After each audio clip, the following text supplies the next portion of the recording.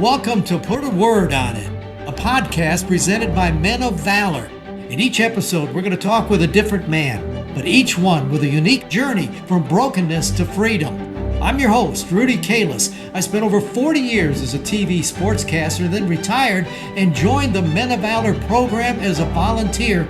So join the conversation, reconciling men to God, their families, and society.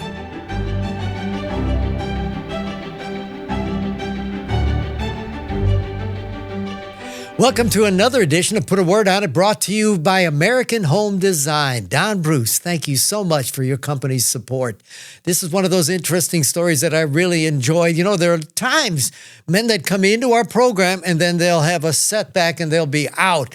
And then they'll come back again and might even have another setback and out. There are people here who have gone in and out 3 or 4 times. The beauty and the heart of this program is that they don't quit on them. You keep feeding into the man. And I want you to meet Clyde Hubbard, who went through that. We talked to him 3 years ago, but he fell out, and he's back. And his look is different. His determination is different. And he's for real this time. He's going to make it.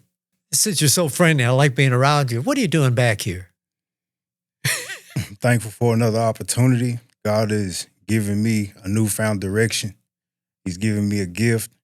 And just, had I not gone back to prison, I wouldn't be where I am now. I wouldn't be the person I am today. So it was necessary.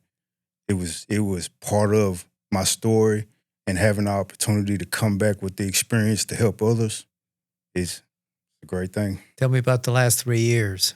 The last 3 years was a lot of doubt. It was a lot of shame, disappointment. Going back, knowing that I was going back to Trisdale, knowing that I was going to have to go basically in the belly of the beast and make it back out. All I thought about was having the opportunity to come back to Men of Valor. But along the lines of the journey, it's like Paul on the road to Damascus, having the opportunity, the light shined on me, on the things I was doing, the destruction, the people I was hurting, and just the transformation came probably about 7 months before I got out. Really? Yeah.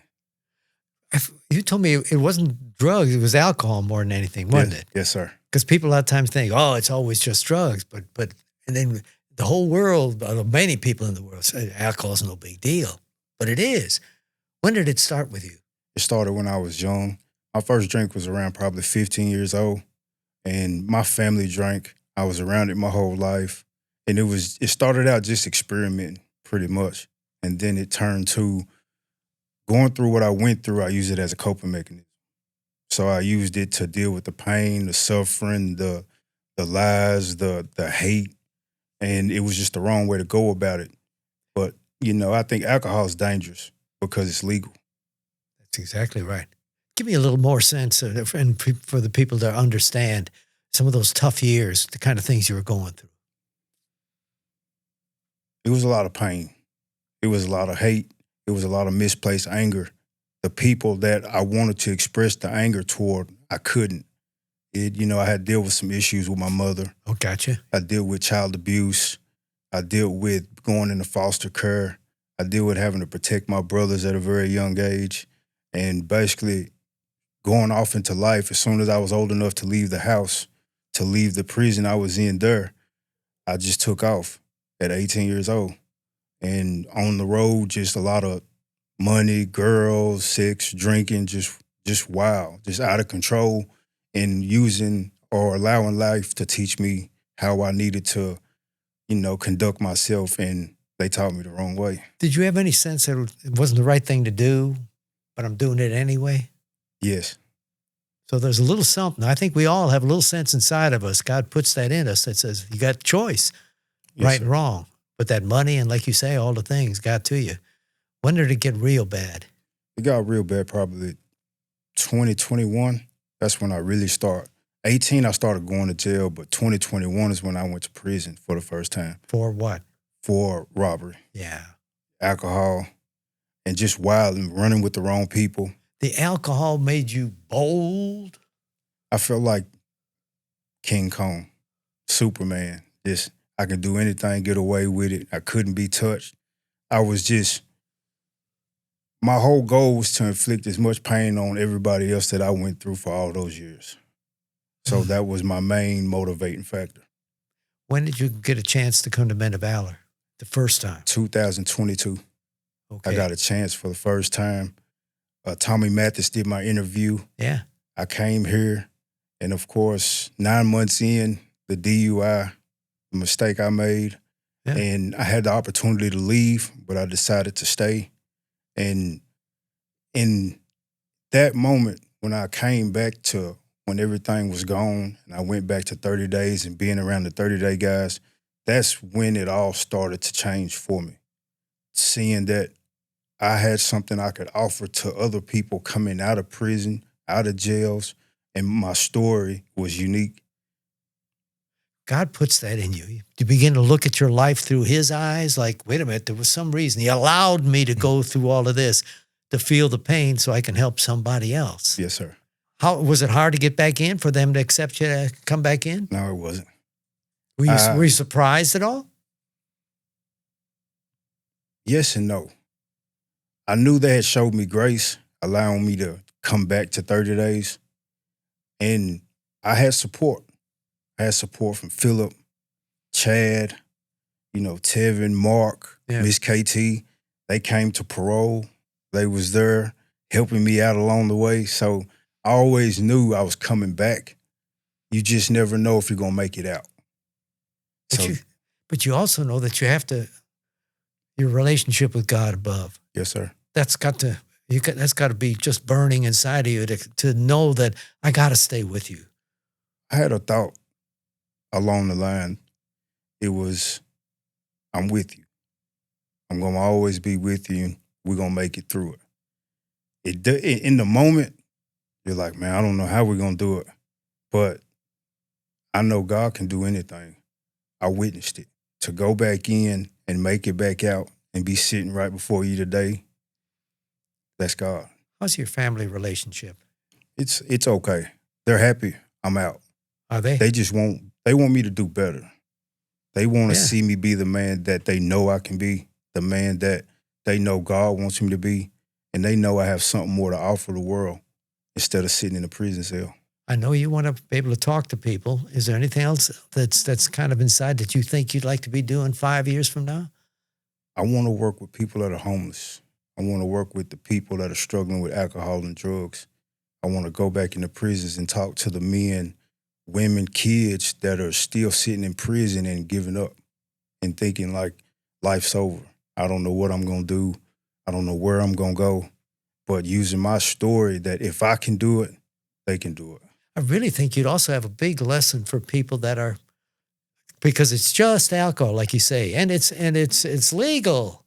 I think you can talk to those people too, because there are a lot of folks out there with nice collars on and nice shirts and nice dresses doing good work. But at the same time, there's something hidden behind the closet. Did you hide it in a lot of ways growing up? Yes, sir. I was what you call a functioning alcoholic. I could drink and still go to work. I could still pay bills. I could still take care of my business. But when I went home, there was that drinking. That's all I wanted to do when I got home. But then I'd wake up, go back to work, do it all over again, and nobody ever knew. So you were fine during the day, but you'd be thinking about it, but you were not drinking on the job. Yes, sir. The minute it got done, then I guess weekends. Yes, sir. Oh, when I got my money, when I got my paycheck, man, I paid my bills, I drank the rest. By Monday, I was broke again. You thought you were Superman. I thought I was Superman. Sir. You're going to make it through this time, aren't you? Yes, sir, I am. In this program? Yes, sir, I am. 6 more months left. And my goal is to work for Men of Valor. And my goal is to use my story. I like I said, I have a unique story. Nobody's ever lived my life. Nobody's ever walked in my shoes. So I know he gave me a gift, and I intend on using it. Well, I think everybody's story individually is significant. They've got their own. But I think yours has a way of filtering to other people. You make them think about their lives. Yes, sir. And I think that's what we're able to do. Yes, sir. All right, we talked 3 years ago and asked you at that time, put a word on it. You got a word for me? Yeah, Joshua 1:9. Have I not commanded thee, be strong, be courageous, do not be afraid, do not be discouraged, for I am your God and I will be with you. Ooh, I love that word. But if you pick one word out of there, maybe. Be strong. Okay. I thought you might. 'Cause you be courage, but strong. Yes, sir. Because now you feel like maybe in a good way, you're still Superman, but you're your own man. Yes, sir. You can do it your own way. With God, Oh, yeah. we can do anything. He gives us strength. So, The same determination that you had before while you were drinking that drove you to do all of that stuff, I think there's that same determination in you now to make sure it goes the right way. yes, sir. When I stepped out that prison, I was motivated.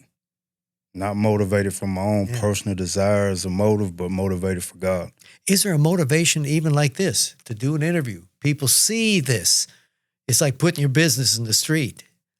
Is that pressure or is that good? Now, I love it.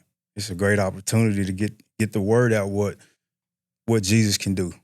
But you like the idea of it holding you accountable, I think. Yes, sir. I'm not trying to put words in your mouth, but I can feel that from you, that intensity. Yes, sir. Clyde, you're going to do good things. Yes, sir. Good Thank things. You'll make it through. Glad you're back. Yes, sir. Thank you.